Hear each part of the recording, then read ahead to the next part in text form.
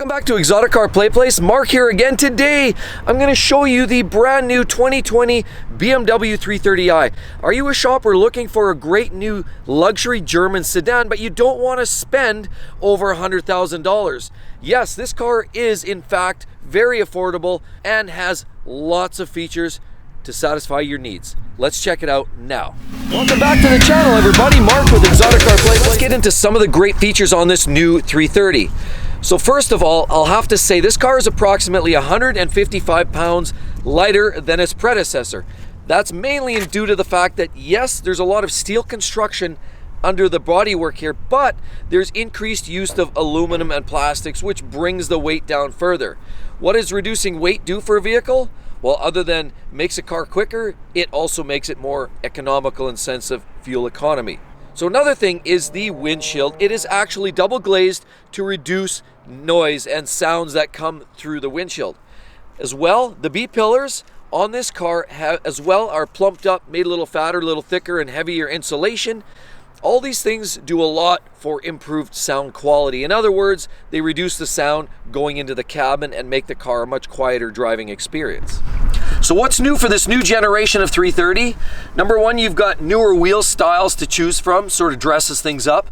Another thing very important, underneath the car, and you can't see it from here, the entire bottom edge of the car is flat bottomed. What does that do? Well, it reduces noise, but more importantly, reduces the drag coefficient, which again yields better performance for higher speeds as well as better fuel economy. There's less turbulence of the air underneath the car, and it'll actually allows the car to slide through the air a lot better, improving every aspect of the driving dynamic.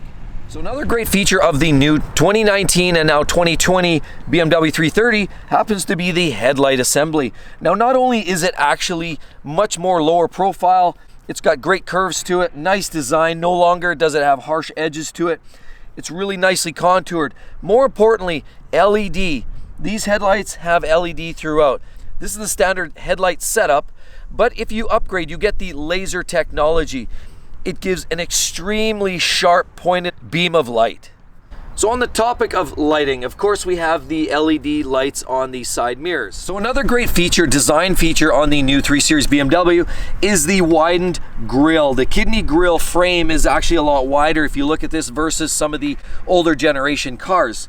So one thing that's really sharp, gives another more distinctive look, as well as the grille itself. It does open and close to allow more or less airflow through the radiator, and again, reduced air drag on the system. It will close up for improved drag coefficient. Now, this car has a standard look to it.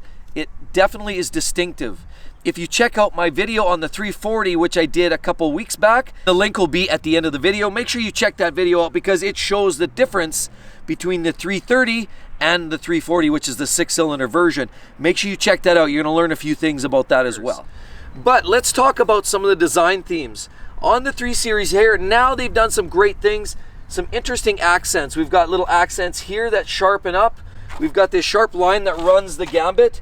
We also have these other little accents here down at the bottom that give these creases, give these little angularities that improve the overall look, give it a little bit of character.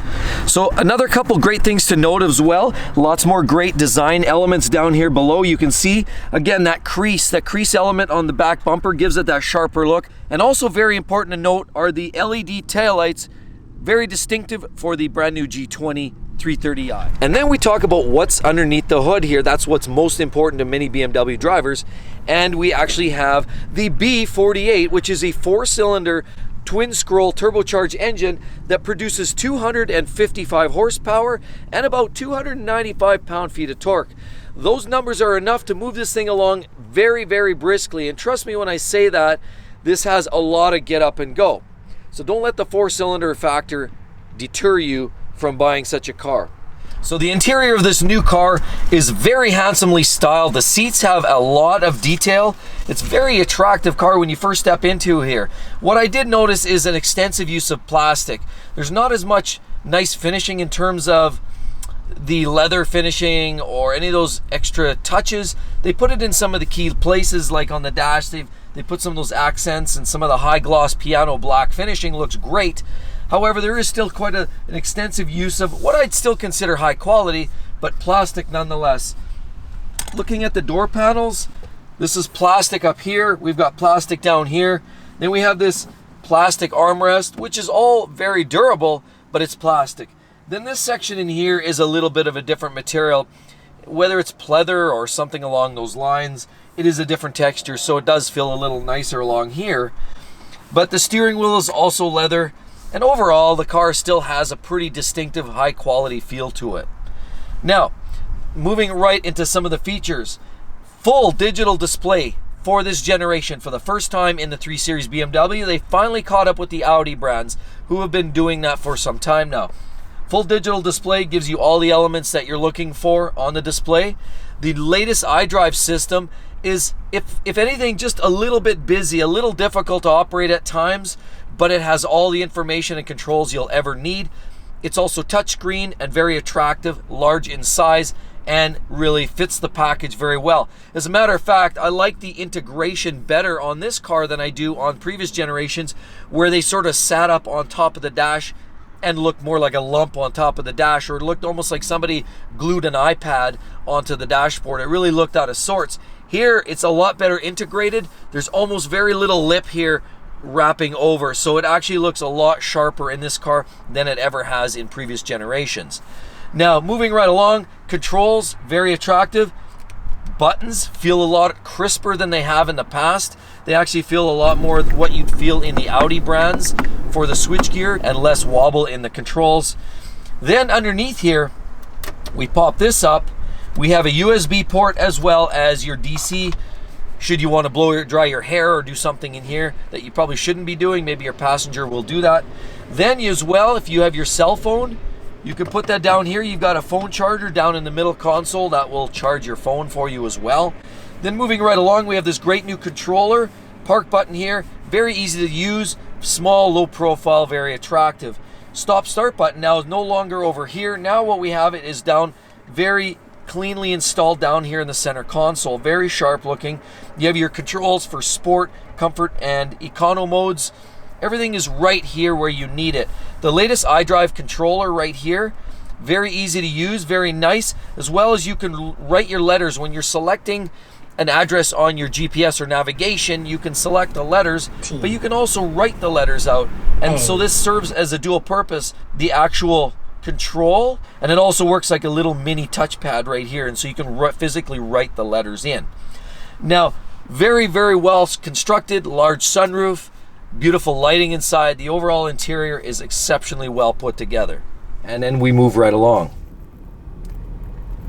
Now, when you first start this car up, it often makes you wonder if it's even running. From the inside of the cabin, it is extremely quiet. You're driving along and all you hear really essentially is a little bit of rolling wheel noise. Very little, but that's really all you hear. If you're half throttle or quarter throttle, easing into it in slow traffic, you don't even hear the engine. Really, all you hear is wind noise slightly. You hear a little bit of wheel noise, but overall, it's very, very minimal. So you almost think you're driving an electric car. That was the first feeling I had when I first took off in this thing. I thought it was an electric car. So moving right along, you notice right away the steering is very, very, very extremely light, especially at low speeds. Because of the electric steering, at low speeds in parking lot environments, it's extremely quick. It rolls very quickly, very easily, and it makes it easy to negotiate the car in tight spaces. Now, as you pick up a little bit of speed, what you do notice is the steering starts to regulate. It actually starts to slow down. The ratio of the steering slows down, and it adjusts for the increased speed, so you don't have to make the massive corrections when you're making lane changes or turning or weaving and dodging things on the road. So then as we accelerate, we notice the one thing that I can honestly say is, as a four-cylinder, you feel the four-cylinder-ness, if you will. Out of the hole, it has a little bit of a lagginess to it. Not exceptional, but it just has a little flat feel until you're on boost. Now, it doesn't take long. That's just initial dip in, so there's nothing really to worry about. It's not significant. It's just that it's pretty obvious that it's a four-cylinder engine. So as you drive along, it picks up speed briskly. It's easy, It's comfortable to drive. Everything's very, very nice. Controls are nice. Like I said, the steering slows down respective to the actual speed of the vehicle. So everything's good. Then when you really want to put the hammer down, it has a whole different persona. But then when you put the hammer down, it's pretty obvious that this thing is more than capable.